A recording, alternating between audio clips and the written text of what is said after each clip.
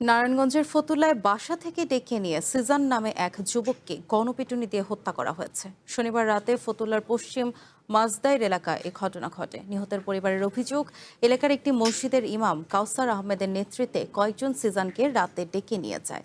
এরপর তাকে নির্মমভাবে মারধর ও নির্যাতন করা হয়। পরে হাসপাতালে নিলে কর্তব্যরত চিকিৎসক তাকে মৃত ঘোষণা করেন। অভিযুক্ত কাউসার আল ফালাহ কল্যাণ সংগঠনের সঙ্গে যুক্ত। তার দাবি, সিজানের বিরুদ্ধে ছিনতাইয়ের অভিযোগ আছে। তাকে সংশোধন করার জন্য ডেকে আনা হলে স্থানীয় জনতা ক্ষুব্ধ হয়ে তাকে মারধর করে।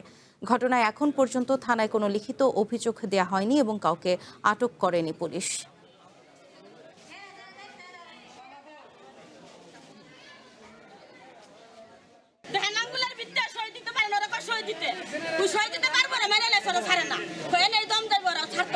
আমি কইছি যে 2000 টাকা আমি জোগাড় করে কেতাই না দিতাছি আমার মায়ের না ইচ্ছা মতো বাইরেছে আমার সামনে আমি বইয়া রইছি আমি পা ধরে বইয়া রইছি আমার কথা মনে নাই মামলা হয় নাই তো এখনো, পোস্টমর্টম করতে দিছে। তারা এই ব্যাপারে কোনো অভিযোগ এখনো দেয় নাই। ছিনতাইকারী নাকি সে ছিনতাই করছে এরকম শুনছি আর কি। তা আমরা পরে গিয়ে লাশ উদ্ধার করে আমরা পোস্টমর্টমে পাঠাইছি। এখন পোস্টমর্টম হইলে তারা কি ব্যবস্থা নেয় পরে বোঝা যাবে আর কি।